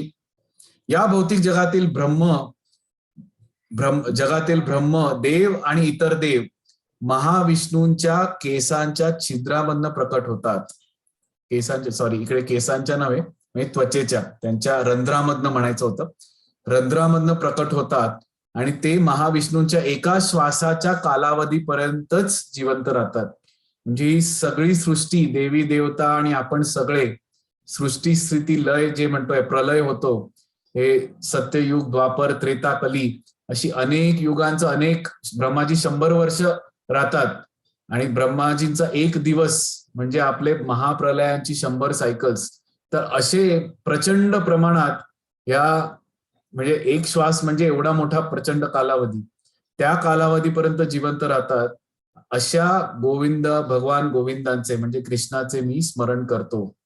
तर अशा प्रकारे ब्रह्माजी सुद्धा ह्याच गोष्टीला पुन्हा पुन्हा सांगतायत. तर परिपूर्ण सत्य म्हणजे परम सत्य समजून घेण्यासाठी बरेच लोक बऱ्याच प्रकारे बघू, पण जो बुद्धिमान व्यक्ती आहे तो मात्र हे जे सत्य बघण्यासाठी शास्त्रांचा आधार घेतो. तर काही लोक, आपण ही परवा पण चर्चा केली आहे काही अध्यायापूर्वी, की कृष्णाला फक्त महान ऐतिहासिक व्यक्तिमत्व समजून त्याला बाजूला सारतात आणि ही दुसरं कोणी नसून ब्रिटिशांची देण आहे. कारण त्यांनी आपल्या अख्ख्या ज्या शास्त्रवचनं आहेत त्याला एक सुंदर शब्दाने आपल्याला मोहित करून टाकलेलं आहे. काय? आज कुठल्याही मुलाला विचारा की बाबा रे, रामायण महाभारताबद्दल तुझं काय मत आहे, तर सगळ्यात पहिलं उत्तर तो देतो, it's a nice mythological book किंवा मिथॉलॉजिकल बुक. आता मिथॉलॉजी किंवा मायथॉलॉजी हा शब्द कुठनं आला? मिथ म्हणजे जे खरं नाही. हा आपल्या डिक्शनरीचा परिणाम, इंग्रजी कॉन्व्हेंट डिक्शनरीचा परिणाम. म्हणजेच काय, आपण आपल्याच इतिहासाला एक दंतकथा, पौराणिक म्हणजे दंत नव्हे, खूप जुनी म्हणजे ती झालीच नव्हती असं आपण म्हणणं म्हणजे अगदी मूर्खपणाचं म्हणू शकतो. आणि म्हणूनच या सगळ्या पौराणिक कथांना एक दंतकथा म्हणून हिणवण्यासाठी लोकांनी या मायथॉलॉजी शब्दाचा असा प्रचार केला की आज बच्चा बच्चा म्हणजे भारतातला सुद्धा दुर्दैव असं की बच्चा बच्चा एवढंच समजतो की हे रामायण महाभारत किंवा राम आणि कृष्ण जे आहेत ती चांगली लोक होती, पण ती अस्तित्वात नव्हती, कधीच अस्तित्वात नव्हती. कोणीतरी कल्पना विस्ताराने ह्या सगळ्या सो कॉल्ड महान व्यक्तिमत्वांची वर्णनं लिहिली आहेत आणि त्यांच्याप्रमाणे आपण जीवनात चांगलं वागायला पाहिजे, बस तेवढंच, त्याच्या पुढे काही नाही. तर असा एक गोड गैरसमज, गोड नव्हे अतिशय कडू एका अर्थाने भयंकर गैरसमज केल्यामुळे आपण त्याच्या पलीकडे कधी कधी भगवान राम किंवा श्रीरामाचं जे चरित्र आहे किंवा भगवान कृष्ण आहे त्या चरित्रांना आपण एक चारित्र्यवान व्यक्ती ह्याच्या पलीकडे जाऊन आपण बघत नाही. आणि त्यामुळे एक सामान्य मनुष्य म्हणजे मनुष्य रूपाने आलाय ना म्हणून मनुष्यच म्हणून आपल्यासारखाच समजून उमजून आपण गैरसमज करतो. आणि अशा प्रकारे गैरसमज झाल्यामुळे जरी आपल्याला आपण हे भगवंतांचं चरित्र वाचतोय तरी आपल्याला असं वाटतं की ह्यांच्याकडे अनेक सिद्धी होत्या, शक्ती होत्या, पण त्यांना भौतिक शरीर घ्यावं लागलं. आणि शेवटी मात्र सगळ्यात मोठा गैरसमज म्हणजे हे सगळं अंतिम सत्य जे आहे ते आपल्याला एका निराकार निर्विशेष तेजामध्ये पुन्हा एकदा विलीन होऊन जायचंय. म्हणजे असं की सूर्याच्या किरणामधनं सूर्य कधी येऊ शकतो का? सूर्यकिरण हे सूर्यामधनं येतात, पण सूर्यकिरणामध्ये सूर्य विलीन होऊ शकतो का? किंवा एखाद्या इलेक्ट्रिक बल्ब मधनं प्रकाश येतोय पण त्या प्रकाशामध्ये बल्ब विलीन झाला असं कधी होऊ शकतं? कधीच नाही होऊ शकत. आणि म्हणूनच हे असे गैरसमज वेगवेगळ्या प्रक्रियेनुसार ज्ञान उपार्जन करण्यापेक्षा सर्वोच्च भगवंतांना तर्क लावून समजून घेण्यापेक्षा आपण वास्तविक वैदिक प्रक्रिया जी आहे ती आपण श्रवण मार्ग म्हणजे अनुमान न लावणे किंवा प्रत्यक्ष आपली जी इंद्रिय आहे त्याच्यावर निर्भर न राहता श्रवण करून, कोणाकडनं? एक अधिकारी व्यक्ती. जर रेफ्रिजरेटर कसा चालवावा ह्याचा अधिकारी कोण? ते रेफ्रिजरेटर बनवणारी कंपनी, त्यांच्याकडेच जातो ना आपण, ऐऱ्यागैऱ्याकडे जात नाही. त्याच प्रकारे ही जी ज्ञान आपल्याला ज्यांनी दिलेले, लिखित दिलेलं आहे, वेदेश्च सर्वम अहम एव वेद्यो, तर त्यांनीच आपल्याला सांगितलेलं आहे एवम परंपरा प्राप्त. तर अशा गुरुपरंपरेमधनं आलेल्या अधिकारी गुरुंकडनं श्रवण करून आपण जेव्हा श्रद्धेने ऐकतो तेव्हा भगवंत होऊ शकेल. It is possible that God by his own sweet will manifest himself into our hearts. आणि म्हणूनच वैदिक साहित्य आणि महान आचार्यांनी दिल्याप्रमाणे आपण भक्तिमय सेवा करत राहणे हाच एकच मार्ग आहे. त्याला बुद्धी किंवा तर्कशास्त्र लावून आपण हे समजून घेऊ शकत नाही. तर फक्त भक्तिमय सेवेनेच भगवंतांचे हे प्राकट्य, म्हणजे अर्जुन सखा होता आणि भगवंतांचा अतिशय प्रिय भक्त होता म्हणून त्याला हे काय म्हणतात त्याला this kind of opulence was manifested in front of him. पण आपण तेवढे नशीबवान नाही होत. आपल्याला सेवेनेच भगवंतांचं लक्ष आकृष्ट करावं लागेल. बरोबर ना? तर मित्रांनो, इकडेच आपण आजचं हे छोटंसं जे 11व्या अध्यायाचं जे विवेचन आहे होतोय. आणि शेवटी ऑफकोर्स एक पॉइंट राहिला, द्विभुज रूप. आपण जे म्हटलं ना, भगवंतांना सुद्धा म्हणजे आता काही लोक म्हणतात ठीक आहे मी समजलो विष्णू आणि कृष्ण, विष्णू तत्व हे सगळ्यात वरचं आहे, पण त्यात सुद्धा कृष्ण जे मनुष्यासारखे दिसतात ते मूळ का विष्णू जे 4 हात दिसतात ते मूळ? तर तो सुद्धा पॉइंट इकडे क्लिअर झालेला आहे. भगवंत अर्जुन सांगतात की बाबा रे तुम्ही मूळ रूपामध्ये या, म्हणजेच तुमचं जे ओरिजिनल पर्सनॅलिटी आहे, द्विभुज त्रिभंग ललित जे आहे, भगवंतांचे जे सुंदर रूप आहे, दिव्य रूप आहे, द्विभुज रूप, ते भगवंतांचं ओरिजिनल रूप आहे. आणि अशा रूपामध्ये आपण भगवान कृष्णांना संपूर्णरित्या आपण समजू शकतो की ते पूर्ण पुरुषोत्तम भगवान आहेत. तर येथून पुढे 12व्या अध्यायात आपण अनन्य भक्ती म्हणजे भक्तीची परिसीमा, चरमसीमा ज्याला म्हणतो, की आता जर भक्त रेडी झाला असेल की बाबा मी श्रद्धेने भगवंताविषयी ऐकून श्रवण करून मी नक्कीच भगवंतांना समजू शकेन, या स्तरापर्यंत जर आपण पोहोचलो असू तर 12व्या अध्यायामध्ये तुम्हाला भरपूर रस मिळेल. कारण भगवंत आता भक्तीची चरमसीमा म्हणजे अनन्य भक्तीचा कडेलोट म्हणणं थोडंसं वेगळा शब्द आहे, पण सगळ्यात वरचा जो स्तर आहे भक्तीचा, त्याच्याबद्दल भगवंत 12व्या अध्यायामध्ये चर्चा करणार आहेत अनन्य भक्तीमध्ये. तर त्याच्यासाठी तुम्ही सगळेजण उत्सुक असाल अशीच मी प्रार्थना करीन.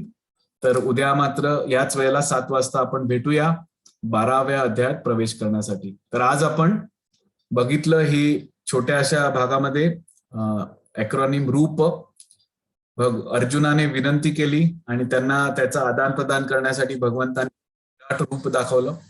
आणि तेव्हा मात्र अर्जुन म्हणजे ही केम टू हिज सेन्सेस आणि मग मात्र तो प्रार्थना करू लागला. आणि तेव्हा भगवंतानी त्याला स्वतःचं द्विभुज रूप जे सुंदर ओरिजिनल पर्सनॅलिटी आहे ते मात्र भगवंत पुन्हा त्या रूपामध्ये आले.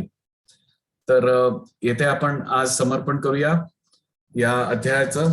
खूप खूप धन्यवाद. हरे कृष्णा. जगद्गुरु श्रील प्रभुपाद की जय. Thank you so much. हरे.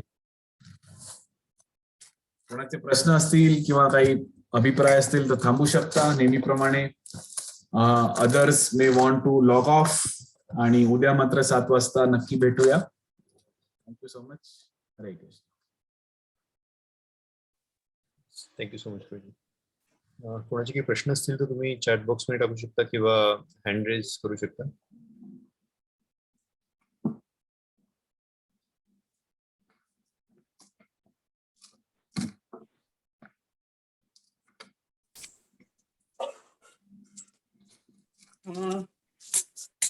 I have a question. Yes, Mohammadaji, yes, please go. Yeah.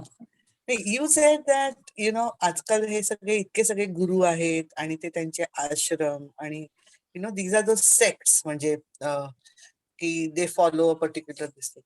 तसंच इस्कॉन बद्दलही असं म्हटलं जातं की इट्स अ सेक्ट, इट्स म्हणजे त्याच टाईपचं आहे. Right. I am a total believer in Krishna and ISKCON, but what do you have to say about it? बरोबर आहे मग तुमचं म्हणणं. तर सुरुवात हा असाच सिमिलर प्रश्न विचारला गेला होता, त्या उत्तरादाखल आपण त्याचं थोडंसं रिव्हिजन करू शकतो. ते म्हणजे असा जेव्हा जेव्हा आपण प्रश्न येतो, हे फक्त इस्कॉन बद्दलच नव्हे, मी नक्कीच सांगेन इस्कॉन बद्दल, पण असा मूळतः जेव्हा प्रश्न येतो की हा आश्रम, हा गुरु, हा पंथ किंवा या धर्माची की या पंथाची ही शिकवण, हे सगळं अधिकृत आहे का आणि इज इट जेन्युइन आणि ह्याचा मला खरोखर आध्यात्मिक दृष्टीने उपयोग होणार आहे का. तर असे जेव्हा आपल्या जीवनामध्ये प्रश्न येतात तेव्हा साधं सोपं सरळ जे त्रिसूत्री फॉर्म्युला आहे, that is to match the triangle. हा ट्रायंगल कुठला आहे? गुरु, साधू आणि शास्त्र. गुरु म्हणजे ते जे कोणी प्रमुख आहेत, म्हणजे गुरु आहेत, आत्ताचे जे गुरु आहेत व्यक्ती, ते म्हणजे ते काय सांगतात आणि ते त्यांचं आचरण कसं आहे ते व्यक्ती. दुसरी त्यांची सांगड साधू म्हणजे त्यांच्या त्या कुठल्या परंपरेबरोबर जोडलेले आहेत. आता आपण मात्र नक्की केलं की जर भगवंतांबद्दल ज्ञान घ्यायचं असेल तर त्याचा मार्ग भगवंतांनीच सांगितलेला आहे, बरोबर ना. आध्यात्मिक युनिव्हर्सिटी कुठली? परंपरा प्राप्तम. तर परंपरेमध्ये आलेलं ज्ञानच आपल्याला तारू शकतं. तर हे गुरु कुठल्या परंपरेत निगडीत आहेत आणि ती परंपरा या 4 जे संप्रदाय दिलेले आहेत, श्री संप्रदाय, कुमार संप्रदाय, रुद्र संप्रदाय आणि ब्रह्ममध्व गौडीय संप्रदाय, हे 4 जे संप्रदाय आहेत, अधिकृत संप्रदाय, त्यांच्या कुठे ना कुठे जोडलेले गेले असले पाहिजे. तर हे झालं गुरु आणि साधू, म्हणजे गुरु, आत्ताचे गुरु आणि त्यांची परंपरा, साधूची परंपरा या संप्रदायाला जोडलेली. आणि तिसरं शास्त्र म्हणजे भगवद्गीता आणि श्रीमद भागवतम. मग या गुरूंनी सांगितलेली वचनं ही शास्त्रांशी मॅच होत आहेत का? शास्त्रांची दिलेली वचनं आणि गुरूंनी दिलेली वचनं, म्हणजे शास्त्र म्हणतायत की भगवान श्रीकृष्ण हे परम भगवान आहेत, आणि गुरु म्हणतायत की आता हे सगळं ठीक आहे, पण जसं जसं तू माझ्या नावाचा जप करशील तसं तसं तुला कळेल की मीच भगवान आहे. तर म्हणजे मॅच झालं. शास्त्र and Guru is not matching. कधी कधी काही गुरु इतके एक्सपर्ट असतात की शास्त्रामधलं वाचून तसं तंतोतंत सांगतात, पण त्यांचा परंपरेशी नाळ जोडलेली नसते.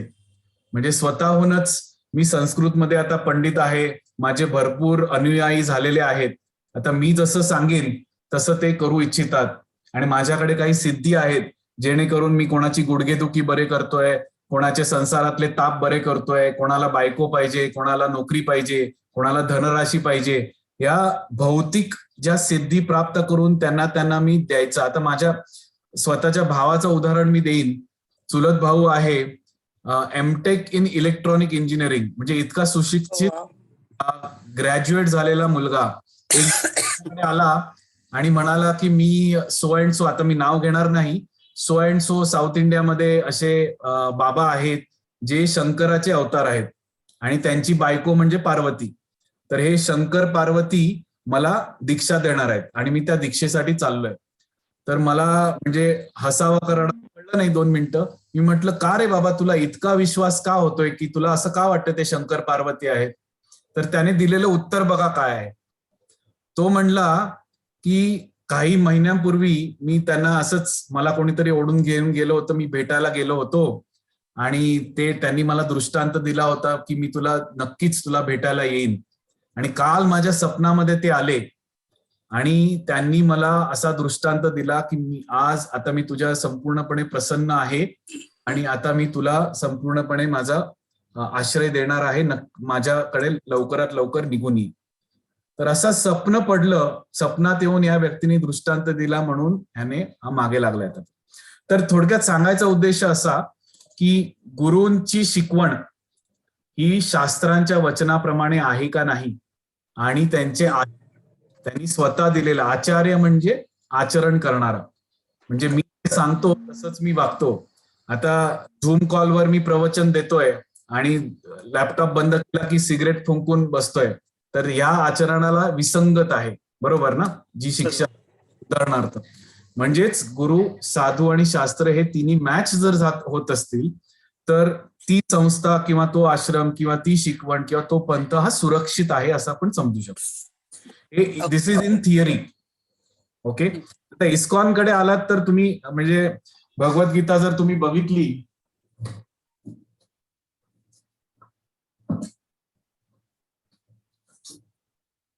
भगवद्गीता जर तुमच्याकडे असेल तर तुम्ही करू शकता. फर्स्ट चॅप्टर व्हायच्या सुरुवातीला जो पहिला पान आहे त्याच्यावर ही इस्कॉनची संपूर्ण परंपरा दिलेली आहे. तर ती परंपरेचं पान तुम्ही उघडू शकता. कशा प्रकारे श्रील प्रभुपाद हे म्हणजे स्वयंघोषित गुरु नाहीयेत. त्यांची जी परंपरा आहे ते 32व्या म्हणजे ह्याच्यात आहेत. आता हे बघा, भगवद्गीता पेज नंबर 28 दिसतंय का मला माहित नाही, पण हे पान होऊ शकतं, बरोबर ना. त्याच्यात अगदी स्पष्टपणे दिलेलं आहे, एवं परंपरा प्राप्तम इमम राजर्षयो विदु. हे भगवान श्रीकृष्णाने जसं सांगितलंय ती गुरु शिष्य परंपरा इकडे देण्यात आलेली आहे. पहिले कोण? भगवान श्रीकृष्ण. त्यांच्याकडनं जे ज्ञान आहे ब्रह्माजींना गेलं, त्यांच्याकडनं नारद मुनी, व्यासदेव, मध्वाचार्य. आता व्यासदेवांकडनं बरेच फाटे फुटले, जे आपण म्हटलं ना, संप्रदाय जे आहेत, श्री संप्रदाय जे आहे, रामानुजाचार्य तुम्ही ऐकलं असेल साऊथ मध्ये, तर रामानुजाचार्यांनी त्याचा जो पंथ आहे तो पुढे सुरुवात केली, श्री संप्रदायातले लोक. त्याचप्रमाणे कुमार संप्रदाय जे निंबार्काचार्य आहेत, तर त्यांनी हा संप्रदाय, ते संप्रदाय आचार्य आहेत. रुद्र संप्रदाय म्हणजे विष्णू स्वामी जे आहेत, शिवजींकडनं आलेला जो संप्रदाय आहे तो संप्रदाय पुढे चाललेला आहे. सो श्री संप्रदाय हा लक्ष्मी देवीकडनं येतो. कुमार संप्रदाय हा 4 कुमार म्हणजे चतुष्कुमारांकडनं येतो. रुद्र संप्रदाय हा शिवजींकडनं आलेला आहे, जो विष्णू स्वामींनी पुढे चालवलेला आहे. चौथा जो आहे ब्रह्म मध्व गौडीय संप्रदाय, जो ब्रह्माजीकडनं आलेला आहे, जी परंपरा इकडे दिलेली आहे. तर त्या परंपरेमध्ये व्यास, मध्व, पद्मनाभ, नरहरी, माधव, अक्षोभ्य, जयतीर्थ असं करता करता मग शेवटी 500 वर्षापूर्वी चैतन्य महाप्रभू, त्याच्यानंतर षड गोस्वामी, नरोत्तमदास ठाकूर, विश्वनाथ चक्रवर्ती ठाकूर, जगन्नाथदास बाबाजी महाराज, असं करता करता अभय चरणारविंद भक्तिवेदांत स्वामी प्रभुपाद आणि त्याच्यानंतर त्यांचे शिष्य चालवतात. सो ही अधिकृत परंपरा जोडणारी जी नाळ आहे ती गुरु आणि साधू ही नाळ जोडते. आणि गुरु आणि शास्त्र हे आपण त्यांच्या आचरणामधनं बघतोय, आणि परंपरा आणि शास्त्र आपण कनेक्शन शास्त्रांच्या वचनामधनं शिकतो. तर ही जर त्रिसूत्री वापरली, हा जर 3 पॉइंट फॉर्म्युला जर तुम्ही अप्लाय केला, तर you can very find out if any organisation authentic or it is just self-made, self-created, self-proclaimed organization. So that is, थोडक्यात सांगायचं म्हणजे ISKCON is nothing but connected to Gaudiya Madhva sampradaya, Brahma Madhva Gaudiya sampradaya, आणि hence we can claim that we belong to authentic sampradaya, अधिकृत संप्रदायामधनं आलेलं भगवद्गीता जशी आहे तशीच आपण ऐकतोय. Hare Krishna. Hare Krishna. Thank you so much. म्हणजे I know that today I am listening to this, किंवा मी म्हणजे माझ्याकडे कोणीतरी मला गिफ्ट म्हणून भागवद्गीता दिली होती, ती मी किती मला वाटतं 2-3 वर्ष अशीच पडून आहे माझी, की वाचीन. पण गेल्या वर्षापासून आय हॅव बीन, म्हणजे मला का कोणाष्टव फक्त माझं एकच की नमो भगवते वासुदेवाय हे जे मी म्हणत राहिले गेल्या वर्षीपासून, आणि समहाव सबकॉन्शियसली कृष्णा कृष्णा कृष्णा कृष्णा जे माझ्या all the while I just got this opportunity and I feel that this is God send, म्हणजे इट इज येस, परमात्मा आहे सँक्शन, त्यांचाच आदेश आहे की मी हे ऐकावं किंवा मी हे वाचावं आता. So I take it as a signal from him. Yes, so it is the beginning and I am just trying to understand. So this is the first time that I must have opened a Bhagavad Gita, honestly. Wonderful. Now, I only pray to the lotus feet of Lord Sri Krishna that this wonderful beginning, let this beginning be, beginning of your most auspicious life ahead. So, with that prayer, Yes, thank you. Thank you. Questions, Yogesh Prabhu? Yes, thank you, Mata. Hare Krishna. हरे कृष्ण प्रभूजी. हरे कृष्णा. ऐकू येते ना? हो ऐकू येते. Yes प्रभू. Basically माझा पण प्रश्न तोच होता की आता हे जे बुवा बाबा बंधू लोक असतात जे आश्रम टाकून कुठले तरी अवतार सांगून लोकांना एक्सप्लॉइट करत राहतात, तर ही बुद्धी सुद्धा त्यांना भगवंतांनी दिलेली असते त्यांच्या पास्ट कर्माच्या दृष्टीने. येस, नक्कीच. आपण मागच्याच म्हणजे मला वाटतं 4थ्या अध्यायात सुद्धा आपण बघितला, आणि साधारण 7व्या अध्यायात सुद्धा भगवंत हेच सांगतात की ज्या प्रकारे मनुष्य यम वापी स्मरण भावन, ज्या प्रकारची जीवात्मा ज्या प्रकारच्या इच्छा प्रदर्शित करतो त्या प्रकारे मी त्याला सगळी जी भौतिक परिस्थिती आहे, सदृश्य जी परिस्थिती आहे ती निर्माण करून देतो ती इच्छा पूर्ण करायला. जर त्याचं प्रारब्ध ती इच्छा पूर्ण करण्यासाठी योग्य असेल, आणि if is qualified, then I म्हणजे भौतिक प्रकृती, इनडायरेक्टली भगवंतांच्या बिहाफवर भौतिक प्रकृती जी आहे, material nature, that arranges everything. म्हणजे अशी काही परिस्थिती बनवली जाते की त्याची जी इच्छा आहे ती पूर्ण होते. आता ही इच्छा, म्हणून आपण म्हटलं ना, desire is the root cause. कुठली इच्छा मी प्रदर्शित करीन हा माझा प्रिरॉगेटिव्ह आहे. As a human being I have that free will. If I decide to misuse that free will, I will go, and bear those fruits, which may be not favorable for my, ultimate journey. And if I provide positive desires, favorable desires, then fruits also will be favorable for my ultimate welfare. तर अशा प्रकारे आपण इच्छा आणि भगवंतांनी sanction करणं हे अनादी कालापासून आलेलं सायकल चालू आहे. आता त्या इच्छा वाईट चांगल्या या त्या प्रत्येक जीवात्म्याने ठरवाव्यात. जर कोणी स्वतःच्या लोभापोटी किंवा पूजा लाभ प्रतिष्ठा ज्याला म्हणतात ना, name fame glory same old story, तर त्याच्या मागे लागून स्वतःच्या स्वार्थासाठी म्हणा किंवा प्रतिष्ठेसाठी म्हणा अशा काही सिद्धी आणि दाखवून जर भोला थापा घालून लोकांना जर फसवत असतील, तर त्यांनाही आता एक लक्षात घ्या, हे फसवणारे आणि फसवून घेण्याची इच्छा करणारे हे दोघे एकत्र येत असतात. म्हणजे असं नाही की दरवेळेला निष्पाप लोकच बळी पडतात, बरोबर ना. काही लोकांना म्हणजे मी कुठल्या अमुक तमुक बाबाचा शिष्य आहे हे फक्त त्यांचा फोटो घरामध्ये लावून, म्हणजे अमुक तमुक बाबा असे समाजामध्ये भरपूर प्रसिद्ध आहेत आणि मी त्या बाबांचा मी शिष्य हे दाखवण्यासाठी माझ्या मित्रमंडळींना तो एक फोटो लावतो, त्यांना रोज हार घालतो, कधीतरी जाऊन दीक्षा पण घेऊन टाकतो आणि सगळ्या लोकांना सांगू शकतो की मी त्या गुरूंचा शिष्य आहे, म्हणजे मी महान आहे हे त्यांना सांगायचं असतं. म्हणजेच काय, मलाही अंतर म्हणजे आतमधून ही इच्छा नाहीये. I don't have pure desires to get spiritual knowledge. I just want to have a status symbol. एक स्टेटस सिम्बॉल म्हणून मला त्या गुरूंचा वापर करायचा. मग त्या गुरूंचंही फावतं, शिष्याचंही फावतं, दोघंही एकत्र येतात एकाच इच्छेने आणि दोघांचाही फायदा होतो. फायदा म्हणजे सो कॉल्ड फायदा, खरं तर दोघंही नुकसानामध्ये असतात, पण असे दोन जीव एकत्र येतात सम इच्छा करणारे, आणि हा असा जो बाजार आहे तो चालू राहतो. So it's not just one sided, it is both sided. म्हणून जे शिष्य होण्यासाठी सुद्धा आपल्याला योग्यता पाहिजे. म्हणजे कोणीही ऐरागैरा व्यक्ती शिष्य होऊ शकत नाही. गुरु कितीही महान असला तर शिष्याकडे सुद्धा ते क्वालिफिकेशन असले पाहिजे. जर शिष्य सिन्सिअर नसला आणि तुम्ही जे द्याल ते मला चालेल, मला फक्त सुखी राहायचंय, आनंदी राहायचंय, शांततेने झोप घ्यायची आहे आणि जीवनामध्ये फक्त चैन करायची आहे, ही जर इच्छा बाळगून मी एखाद्या गुरुकडे जात असेल तर तो म्हणजे आध्यात्मिक गुरुकडे, तर तो दोघांच्याही वेळेचा दुरुपयोग आहे, बरोबर ना. कारण आध्यात्मिक गुरु तुम्हाला पती पुत्र धन संपत्ती लाभे घर आवे ह्याच्यासाठी बसलेले नाहीये. ते तुम्हाला या भौतिक जगामधनं काढून भगवंतांच्या चरणांकडे नेण्यासाठी उत्सुक आहेत.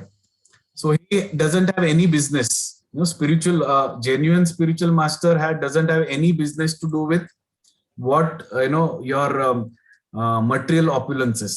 तुमची भौतिक प्रगती आणि तुमची सो कॉल्ड प्रॉपर्टी म्हणा, पती पत्नी म्हणा किंवा धनसंपत्ती याच्याबद्दल त्याला काहीही घेणं देणं नसतं.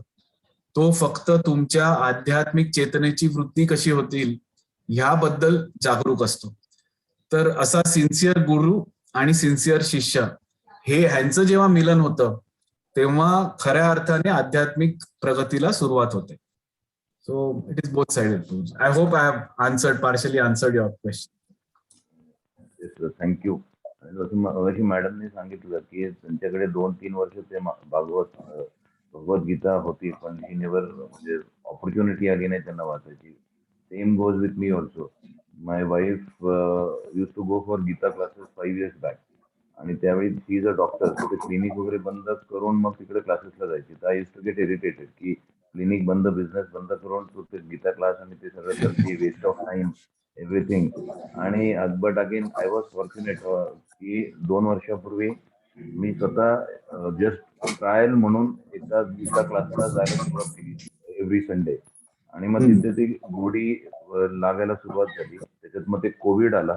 कोविडमध्ये जे आपलं 2 महिने बंद होतं, I learn from my wife, म्हणजे अर्थाय प्रतिबोधिता आणि शांताकारम, ते मी त्यांच्याकडून शिकून घेतलं. आणि आता माझं मी अननोईंगली सुद्धा ते असं जाता येता आंघोळ करताना, टॉयलेटला बसताना सुद्धा चॅन्टिंग होऊन जातं. ते एकदम ते डोक्यात येतं आणि ते होऊन जातं. तर इट इज अगेन हिज इच्छा, त्यांची इच्छा असल्याशिवाय काहीच होत नाही त्या गोष्टी. Wonderful, wonderful. Yes, very nice. कधी कोणाच्या जीवनात कधी भगवद्गीता म्हणजे परिवर्तन आणू शकेल हे आपण सांगू शकत नाही. म्हणूनच या डिसेंबर महिन्यात आम्ही भगवद्गीता प्रत्येकाच्या हातात देतो. आणि ठीक आहे, तुम्ही वाचत जरी नसाल तरी कमीत कमी घ्या, घरात ठेवा. कधी ना कधी असा योग नक्कीच येईल की परमात्मा तुम्हाला अशी प्रेरणा देईल की तुम्ही भगवद्गीता उघडावी, वाचावी, समजून घ्यावी भक्तांकडनं, आणि मग त्यांच्यावर तुम्ही आचरण करू शकता. तर एकदा भगवद्गीतेने प्रवेश केला तर कधी ना कधी आपल्या जीवनात परिवर्तन येणार, हे मात्र नक्कीच, काळ्या दगडावरची रेघ. सो ते म्हणतात ना की भगवद्गीता और भागवत तुमच्या घरी आलं म्हणजे स्वतः भगवंतच तुमच्या घरी एंटर झाले. येस, अगदी बरोबर. खूप छान. Thank you so much for sharing this realisation. Thank you.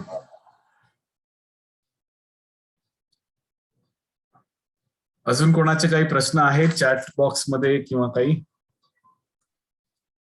नाही प्रभूजी, प्रश्न नाही, अभिप्राय सगळ्यांचेच आहेत. खूप चांगलं, खूप चांगले Yes. अभिप्राय. Thank you so much. तुमचे अभिप्राय. हरे कृष्ण प्रभू. येस, अपर्णा माताजी. येस. हा, हरे कृष्ण. दंडवत प्रणाम. खूप छान सांगितलं. मला एक प्रश्न आहे की आता हे जे आता तुम्ही सांगितलं ना की म्हणजे कारणोदक्षाई नंतर विष्णू फॉर्म, पण मग आपल्याला जेव्हा प्रे आपण कृष्णाशी म्हणजे आपण जेव्हा प्रे करतो आणि आपण चॅन्टिंग करतो, तर तेव्हा आपलं लक्ष हे फक्त म्हणजे जे कृष्णाचा जो द्विभुज फॉर्म आहे त्यावरच लक्ष केंद्रित केलं पाहिजे, राईट? हेच आहे ना तात्पर्य? हो, हेच तात्पर्य आहे. म्हणजे हे सगळं सांगण्याचं तात्पर्य एवढंच होतं की हे आपल्या कल्पनेच्या पलीकडे आहे, हेच आपल्याला सांगायचं होतं. म्हणजे किती आपण जरी वाचलं केलं तरी हे जे म्हणजे काय म्हणतात त्याला, संपूर्ण जे विस्तार आहे भगवंतांचा, म्हणजे स्वयंरूप, त्याच्यामधनं स्वयंप्रकाश, प्रभव प्रकाश, वैभव प्रकाश, वैभव प्रकाश मधनं त्यांची एकात्म रूप, त्याच्यातनं प्रभव विलास, वैभव विलास, मग फर्स्ट चतुर्व्यूह, सेकंड चतुर्व्यूह, मग त्याच्यातनं हे सगळ्या प्रकारचे विष्णू, कारणोदक्षाय विष्णू, गर्भोदक्षाय विष्णू, मग शिरोदक्षाय विष्णू, त्या शिरोदक्षाय विष्णू मधनं जे विष्णू येतात त्यांच्या लीला अवतार, म्हणजे त्याच्यानंतर शेकडो लीला अवतार आहेत वैभव आणि प्रभाव या दोन कॅटेगरीमध्ये. म्हणजे आपण जे ऐकलेले आहेत, यज्ञ, कूर्म, मत्स्य, नारायण, वराह, हयग्रीव, वामन, बरोबर अवतार आहेत. तर हे असं सगळं अगाध आहे, म्हणजे ते आपल्या क्षमतेच्या पलीकडे आहे. हे सांगण्याचा उद्देश एवढाच की एते चांश कलापुंश कृष्णस्तु भगवान स्वयं. भगवान श्रीकृष्ण जे द्विभुज रूपात आलेत, मनुष्य रूपाने, सत्कृत दर्शनी मनुष्य रूपाने दिसतात, ह्याचा अर्थ ते मनुष्य आहेत असं नाही. त्यांचा ओरिजिनल फॉर्म हा द्विभुज आहे, म्हणून कदाचित आपली स्पीशी जी आहे मनुष्य ही द्विभुज झालेली. इट इज वाईस वर्सा, नॉट अदर वेज राऊंड. आपण बहुतेक वेळेला आपल्या दृष्टिकोनातनं भगवंतांकडे बघतो, त्यांच्या दृष्टिकोनातनं बघितलं, because he is like this, probably we are replica, nearby replica. So yes, partially your answer to your question is correct. We don't have to complicate ourselves. आणि म्हणूनच इस्कॉन मंदिरामध्ये पण जर तुम्ही बघितलं तर सगळे जे विग्रह आहेत, इकडे पुण्यामध्ये राधा वृंदावन चंद्र आहेत, राधा कुंज बिहारी आहेत, राधा गोविंद आहेत, हे फक्त सगळीकडे द्विभुज रूपातच भगवंतांचा म्हणजे अर्चना करतात. So that is a simplest form and original form. That is what we worship. आणि त्यांना वर्शिप केलं म्हणजे यथा तरोर, म्हणजे वृक्षाच्या मुळाला पाणी घालण्यासारखं आहे. तुम्ही मुळाला पाणी घातलं तर सगळ्या वटवृक्षाला आपोआप पाणी पोहोचतं. So that is first thing. पण at the same time one disclaimer, म्हणजे बऱ्याच वेळेला असा एक आणि चुकीचा विचार नाहीये की जेव्हा आपण महामंत्र म्हणतो, हरे कृष्ण म्हणतो, हरे कृष्ण कृष्ण कृष्ण हरे हरे, हरे राम राम राम हरे हरे, सुरुवातीला मन जे आहे ते संपूर्ण सैरभैर पळत असतं. आणि म्हणून कदाचित आपण आपल्या मनाच्या पटलावर भगवंतांचं चित्र समोर ठेवतो, आणि ते चित्र तुम्ही म्हटल्याप्रमाणे द्विभुज जे रूप आहे गोपालाचं किंवा कृष्णाचं ते तुम्ही ठेवू शकता. पण जसं जसं भक्त प्रगती करतात, साधक जो आहे तो मंत्रोच्चारणामध्ये, नामस्मरणामध्ये प्रगती करतो, तेव्हा आचार्य असं सांगतात की नाम जे आहे हे भगवंतांचंच रूप आहे, भगवंतांचाच विस्तार आहे, नामावतार ज्याला म्हणतात. तर शुद्ध नाम घेताना आपल्याला हे आवश्यक नाही की आपण मनाने कुठल्या तरी भगवंतांच्या प्रतिमेवर लक्ष ठेवावं किंवा मूर्तीवर किंवा विग्रहांचं डोळ्यासमोर आणावं मग महामंत्र म्हणावा, नव्हे. Expert devotees they focus on hearing the हरे कृष्ण महामंत्र. तेव्हा मन जे आहे ते संपूर्णपणे ध्वनीवर संपूर्णपणे फोकस करावं लागतं, फोकस करायचं असतं. आणि म्हणूनच हरे कृष्ण म्हणताना माझं संपूर्ण जे एकाग्र चित्त जे आहे ते त्या दिव्य ध्वनीवर करायचं. आणि तो दिव्य ध्वनी जेव्हा माझ्या कानामधनं हृदयामध्ये पोचेल तेव्हा माझं हृदयाचं शुद्धीकरण होतं. So real chanting is not about chanting but it is about hearing. तर ऑफकोर्स जसं जसं आपण प्रॅक्टिस करू तसं तसं आपण त्याच्यात थोडीशी प्रगती करू शकतो. पण as you rightly said in the beginning you can always put a photo or meditate on Krishna's two-handed form. So that is the most appropriate and easiest way. Thank you. Hare Krishna. Thank you, Prabhu. Hare Krishna. अजून कोणाचे काही प्रश्न आहेत का?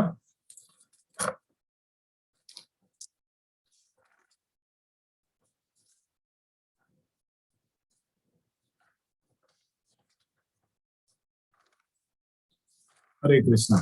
So 8:20 झालेले आहेत आणि आपण आता उत्तरार्थामध्ये प्रवेश करतोय. मध्य आता संपतोय उद्या 12व्या अध्यायापासून आणि मग मात्र शेवटचा सेक्शन. सो ही अशी यात्रा आपण अशीच सुरुवात ठेवूया. उद्या आपण 7 वाजता पुन्हा एकदा भेटीला येऊ अशी अपेक्षा करत मी आज आपली संपूया. खूप खूप धन्यवाद सगळ्यांचे. खूप खूप आभार. जगद्गुरु श्रील प्रभुपाद की जय. हरे कृष्ण. हरे Thank you so much.